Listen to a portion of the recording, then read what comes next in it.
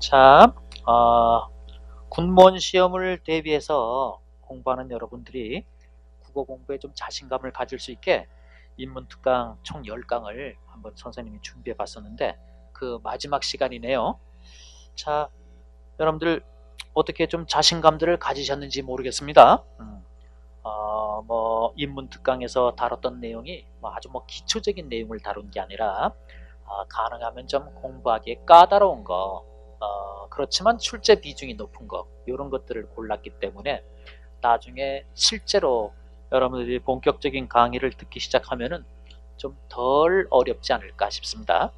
근데 만약에 좀 이렇게 까다롭고 어려운 걸 우리가 함께 봤는데도 여러분들이 선생님 설명을 듣고 이해를 했다면 아마 여러분들은 충분히 잘 해낼 수 있지 않을까 싶습니다. 선생님이 이렇게 한 20년 동안 여러분들을 지도하면서 보면은 대부분 그 공부하는 그 친구들이 거의 천재적인 역량을 갖고 있어요. 사실 여러분들 이게 쉬운 내용도 아닌데 이런 내용을 한 1년 정도 공부하고 그래 놓고 평생 직장을 얻고 이러는 일이 이게 천재가 아니고서 어떻게 가능하겠습니까? 참 맨 밑바닥부터 이렇게 시작해가지고 결국에 합격하는 모습들을 보면은 다들 그런 여러분들 머리 또 역량 이런 것들을 가지고 있고 또 충분히 해낼 수 있는 그런 능력들이 있다고 보거든요. 그러니까 여러분들도 한번 자신감을 갖고 공부할 때는 자신감이 제일 중요하니까 자신감을 갖고 한번 선생님하고 같이 공부해 보시기 바랍니다.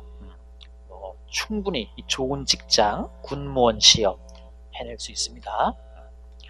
자, 그렇다면 오늘 이제 마지막 시간으로 여러분들 순기태 있죠? 이 순기태 문제는 출제 비중이 굉장히 높다고 보시면 됩니다. 우리 군무원 시험에서 독해가 한 40% 정도 비중을 차지한다고 하면은 40%면 한 10문제 나는 거 아닙니까? 10문제 중 한 6, 7문제는 다 순기태 문제입니다. 그러니까 엄청나게 큰 비중으로 출제가 되는 것이기 때문에 요거 하나 제대로 알아둬도 국어 공부에 한 반 정도가 끝날 정도죠. 인문특강만 이용해도 굉장히 높은 점수를 낼 수가 있습니다.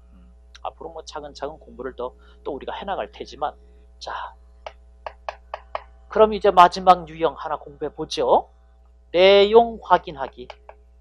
이 내용 확인하기 문제 유형. 이게 소위 말하는 순기태입니다. 순기태. 순기태라는 말은 우리끼리만 하여튼 재미있게 써먹으려고 붙인 거죠. 순기태. 이건 어떤 문제 유형이냐? 이렇게 지문이 있고 밑에 1, 2, 3, 4가 이렇게 있다면은 이 지문 내용하고 1, 2, 3, 4 내용하고 같으냐 안 같으냐 이거 구별하는 문제입니다. 굉장히 단순한 문제죠. 그럼에도 불구하고 우리가 좀 정확성을 높이고 또 한 가지는 좀 빨리 풀어야 되거든요. 왜 우리 공무원 시험은 한 문제당 1분씩밖에 안 주잖아요. 좀 빨리 풀어야 되니까 정확하고 빨리 풀기 위해서는 선생님이 권장하는 방법을 써야 된다는 거죠. 자, 이런 문제가 나오면 그럼 맨 먼저 뭐 하느냐? 맨 먼저 1, 2, 3, 4 요 밑에 있는 1, 2, 3, 4를 설문이라 그래. 설문. 그 1, 2, 3, 4 설문의 내용을 파악합니다. 설문의 내용 파악. 그렇게 한 다음 순서가 잡혔어요. 순서. 내용 파악이 다 이루어졌다. 1, 2, 3, 4 내용 파악. 그러면 나름대로 내용 파악이 끝났으면 그 다음 순서로 우리가 들어가야 될 게 뭐냐? 위에 있는 뭡니까? 지문으로 올라가야죠. 지문. 요렇게 이제 순서를 잡습니다. 1, 2, 3, 4 내용 파악을 먼저 한 후, 그 다음에 지문의 내용을 파악하는 겁니다. 파악해 나가면서 가만히 있어봐. 어디서 많이 봤던 것 같네? 싶으면 뭡니까? 지문에 올라가서 읽다가 어디서 많이 봤던 것 싶다 싶으면 1, 2, 3, 4 내려가서 확인하고 또 올라와서 읽어 나가다가 많이 봤던 것 같네 싶으면 1, 2, 3, 4 내려가서 확인하고 요거 비교 확인만 할 수 있으면 된다는 겁니다. 물론 뭐 이것만으로도 충분히 풀어낼 수 있습니다만 약간 우리가 도움을 받을 수 있는 꿀팁 몇 가지를 알아둔다면 더 좋겠죠. 우리의 꿀팁. 자, 꿀팁 어떤 게 있나. 이런 문제 같은 경우는 문제 유형이 정해져 있어요. 그 유형이 뭐냐면요,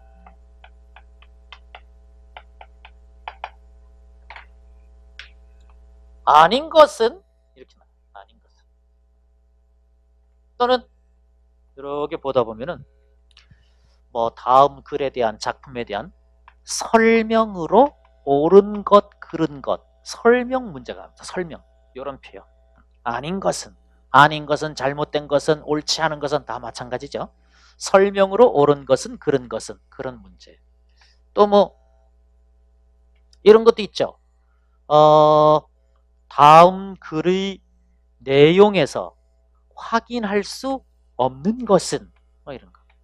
확인할 수 있는 것은, 확인할 수 있는 내용은, 확인 내용, 이런 표현. 또 글의 전개 방식 문제가 있어요. 글의 전개 방식, 글전방 우린 그러는데 이 글의 전개 방식 문제도 이 내용 확인하기 문제입니다.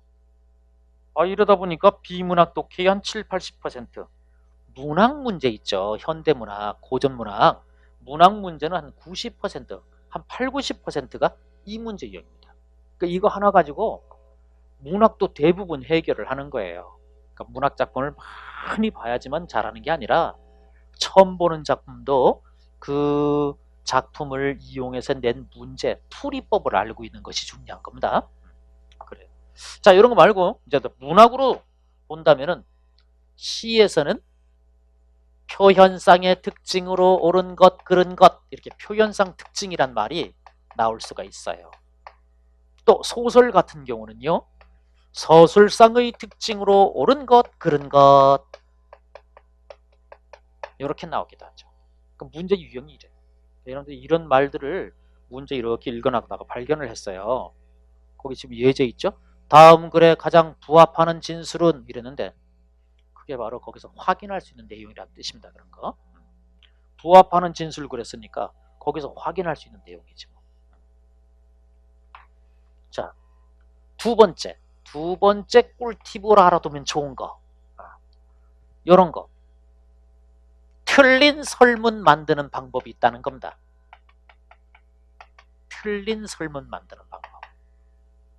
출제자분들이 틀린 설문 만드는 방법이 있는데 이런 방법을 씁니다. 아니 그 지문 속에, 본문 속에 없는 내용을 갖다가 턱 넣어놓는 거예요. 없는 내용. 또 정반대로 턱 써놓는 거죠. 정반대로. 그 다음에 또 짜깁기. 여기저기서 몇 개의 어절 끌어와 가지고 짜맞춰 놓은 겁니다. 한 문장 만들어 놓은 거예요. 자, 여러분들 요거 짜깁기 여기에 걸리지 않기 위해서는 지문 읽어 나갈 때 또박또박 읽어야 됩니다. 정독해야 돼. 정독. 또박또박 읽는 방법은 어떤 방법이냐면은 여러분들이 숨쉬기 좋은 부분에서 딱 끊어 읽는 거야. 그래서 딱 끊어 읽으면 머릿속에 탁 삭삭삭삭 들어갑니다. 뭐 가끔가다 여러분 이런 것도 있습니다.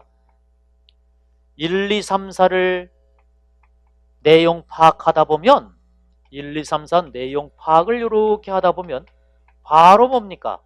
답이 톡 튀어나오는 이런 경우도 있어요. 이런 경우는 지문을 아예 읽을 필요가 없잖아. 그죠? 그렇기 때문에 더더구나 빨리 풀 수 있죠. 분명히 아닌 것은 틀린 것이라 그랬는데 무슨 뭐 이제 그 국어의 지문 보다 보면 무슨 역사적 사실 같은 거 이런 것도 있잖아요. 그동안 나왔던 거, 출제되었던 걸 보면 이런 거. 뭐 수원성 있잖아. 수원성. 이 수원성을 화성이라 그러거든요. 그 화성, 이 화성은 사도세자의 뜻에 따라서 건립되었다. 뭐 이런 거. 사도세자 맨날 술 먹고 놀러 다니고 그러다가 아버지한테 들켜서 맨날 꾸중 듣고 그러고 돌아다녔는데 무슨 화성 신도시를 설립하겠다는 생각을 가졌겠습니까? 이렇게 말도 안 되는 얘기가 하나 턱 나오면 그게 답이라고요. 이 실제 문제, 실제 문제.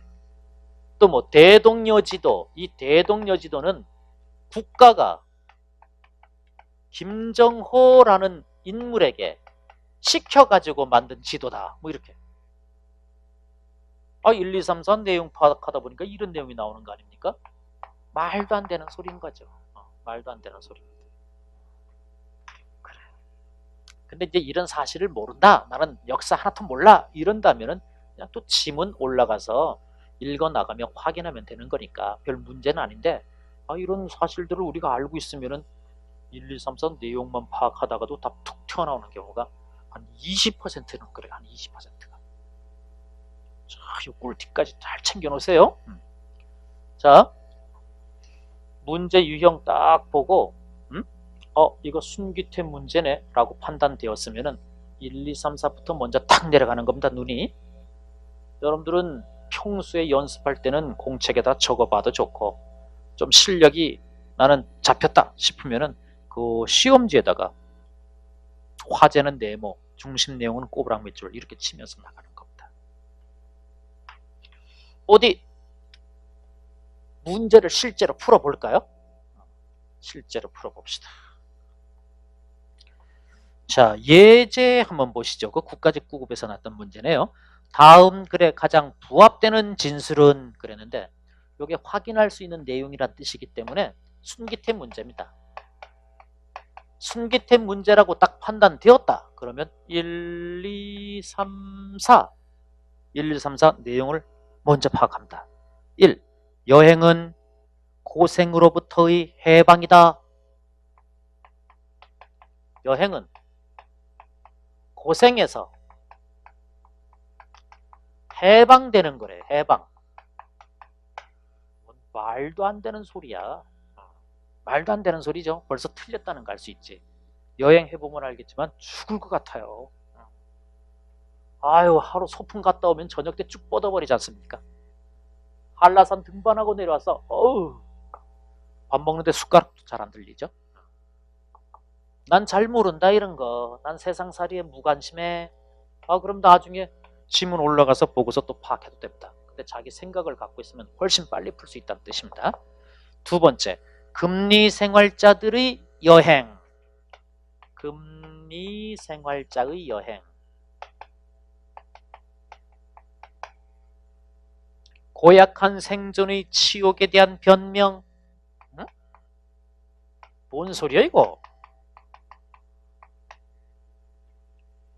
고약한 생존의 치욕에 대한 변명?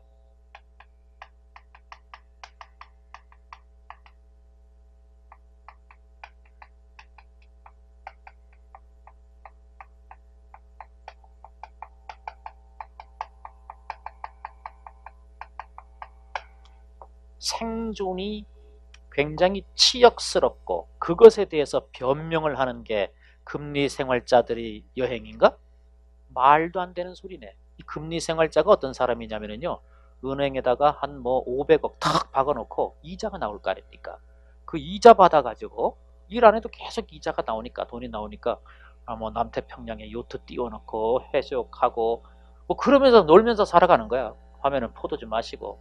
그런 사람들이 살아가는 게 정말 치욕스러울까? 말도 안 되는 소리죠. 그거 변명하려고 이 사람들이 여행하는 건가? 말도 안 되는 소리인 거예요.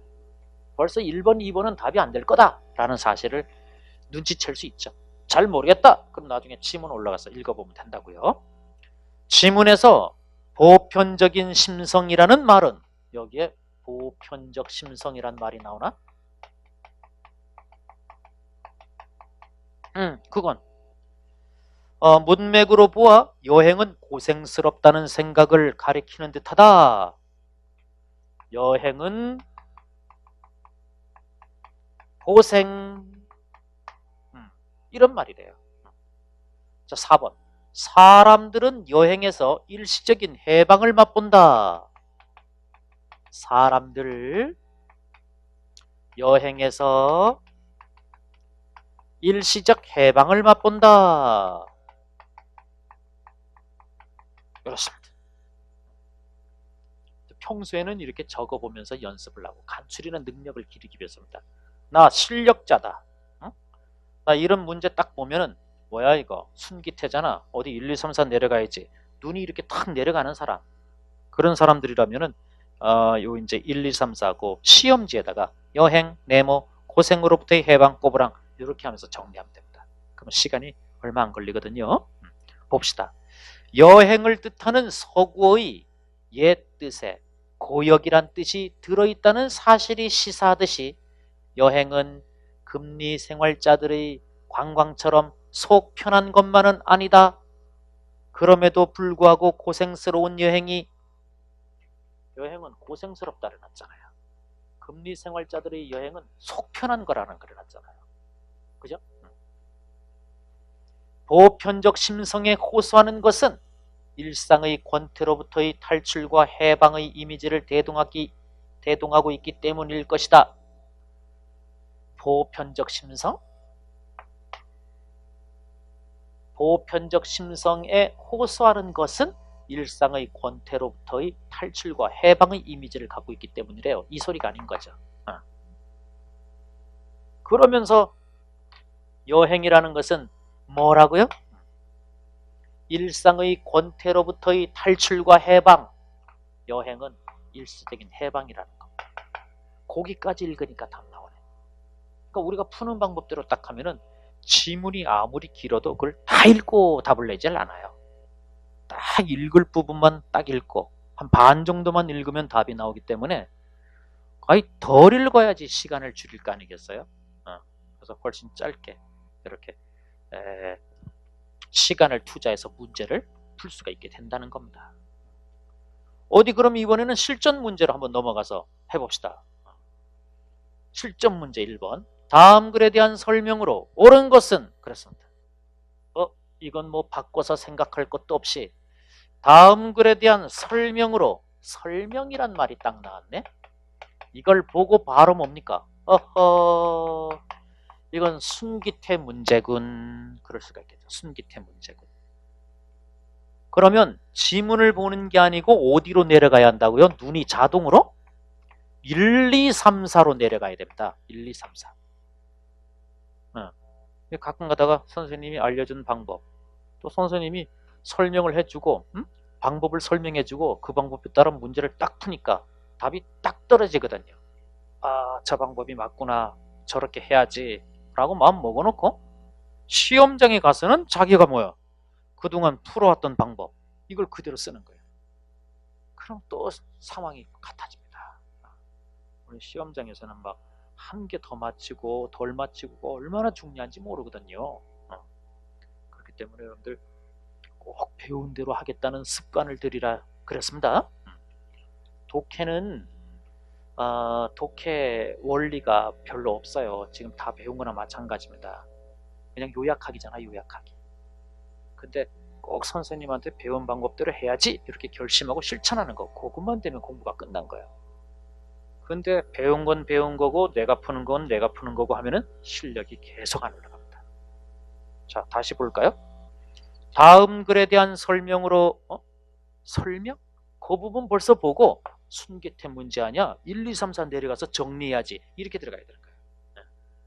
1. 흡연자를 독자로 삼고 있다.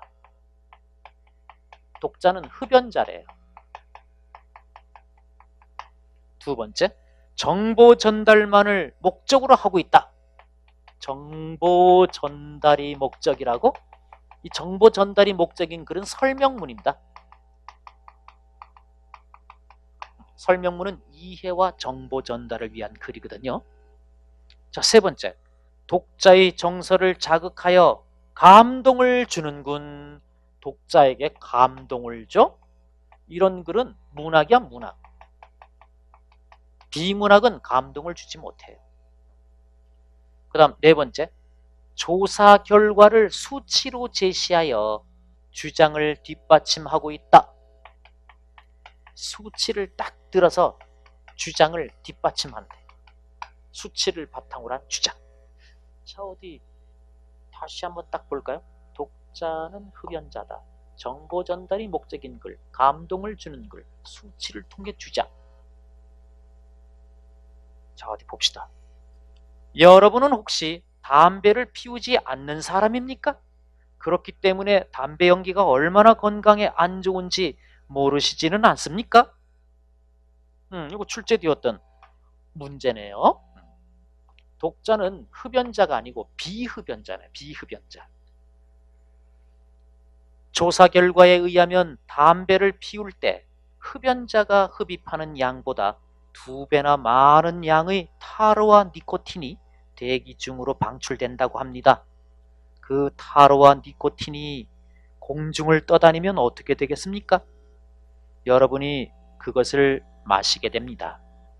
의학적 연구에 의하면 만일 여러분이 흡연자와 같은 장소에서 생활할 경우 여러분의 심장과 폐는 하루에 담배를 11개비 피우는 사람과 동일한 손상을 입게 됩니다.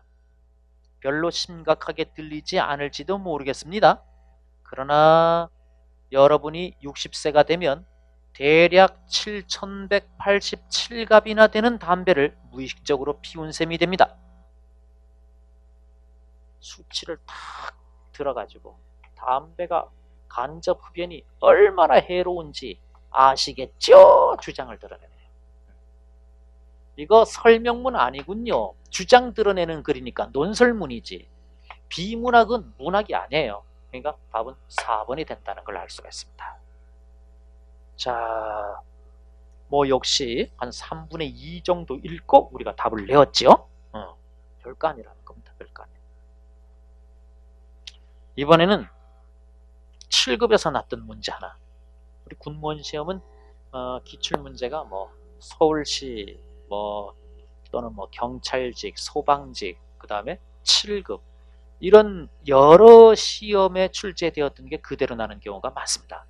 그렇기 때문에 다양한 기출문제를 많이 봐두는 게 큰 도움이 되겠죠. 자, 아주 독한 거 하나 해봅시다. 3번. 이건 뭐 지문 따라 30cm 정도 되네. 어마어마하군요. 어디 문제가 어떤 건가? 다음 글의 내용과 일치하지 않는 것은 내용이라는 말도 나왔고 아닌 것은 이런 말도 나왔으니 이건 순기태가 확실하다는 겁니다. 순기태가 확실하다. 그렇다면 바로 어디로 내려가야 되겠습니까? 1, 2, 3, 4 여기로 내려가야 됩니다. 1, 2, 3, 4 1, 2, 3, 4 탁 내려가서 확인해 봅니다. 갈릴레이는 갈릴레이 이렇게 사람이 쭉쭉쭉 나오면은요 나중에 그 사람이 나온 부분을 정확히 이렇게 자세히 보면 되니까 쉬운 문제가 됩니다. 물질 차이가 운동을 설명하는 데는 관계가 없다는 것을 밝혔다. 물질 차이는 운동과 무관하대요. 무관. 물질 차이가 운동과 무관하다. 이걸 밝혔대요. 두 번째, 물체의 운동은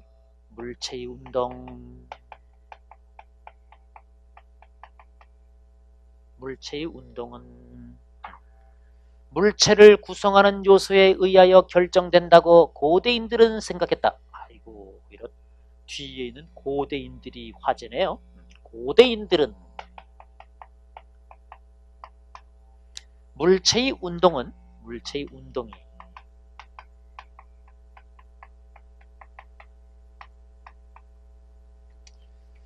물체를 구성하는 요소에 의하여 결정된다고 생각했다.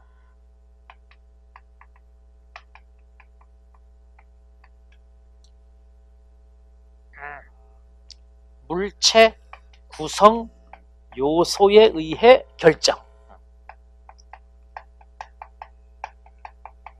자, 이렇게 한번 질의봤고요. 3번. 뉴턴의 가속도 원리는 이렇게 1, 2, 3, 4 정리를 해보잖아요. 이거 정리하면서 이 글 속에 어떤 내용들이 나오겠는데 미로 짐작도 벌써 가능해집니다. 그러니까 1, 2, 3, 4 정리하는 게 굉장히 중요합니다. 1, 2, 3, 4만 정리하면은 이런 문제는 답을 다 냈다, 이렇게 봐도 과언이 아닙니다. 갈릴레이 이론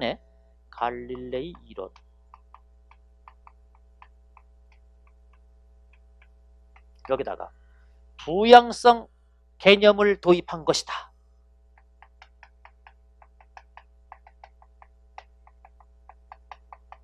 갈릴레이 이론에다가 부양성 개념 도입한 게 뉴턴이 가속도 운동이래요. 가속도의 원리. 네 번째, 아리스토텔레스는 무거운 물체가 가벼운 물체보다 먼저 땅에 떨어진다고 생각했다. 무거운 물체가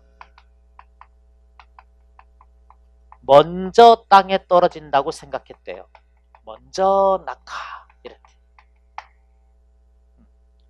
1번, 2번, 3번, 4번을 한 번씩 딱딱 또 읽어봐요.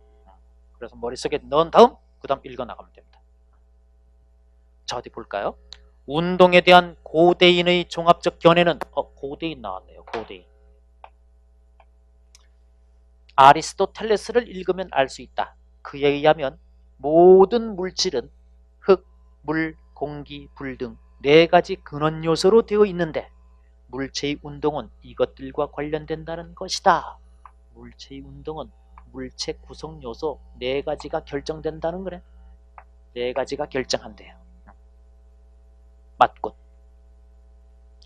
두 번째 단락으로 한번 가볼까요? 데카르트가 운동을 수학적으로 기술하는 데 골몰하고 있을 때, 데카르트는 여기 없으니까 신경 쓸 게 없겠죠. 운동의 본성을 파악한 사람은 갈릴레이였다. 이거 갈릴레이가 나오니까 이제 제대로 봐야 되겠죠? 갈릴레이는 피사의 사탑에서 크고 작은 2개의 돌을 낙하시키는 실험을 했다. 이 실험을 통해서 갈릴레이는 아리스토텔레스가 크고 무거운 돌은 중성이 더 크기 때문에 작고 가벼운 돌보다 먼저 땅에 떨어진다. 아리스토텔레스가 무거운 돌은 먼저 땅에 떨어진다, 이렇게 말을 했는데 그것이 거짓임을 알렸고 돌멩이는 어떠한 신비성도 갖고 있지 않다는 것을 밝혔다.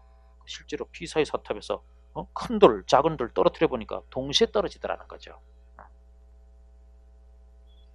즉 돌멩이에 대한 갈릴레이의 생각은 우리가 현재 생각하고 있는 돌멩이와 다르지 않다.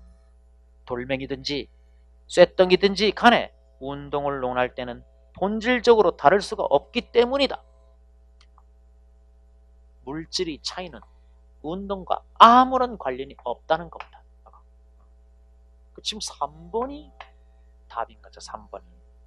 우리는 한 반 정도 읽었는데 1번, 2번, 4번이 다 맞으니까 3번이 잘못됐겠죠.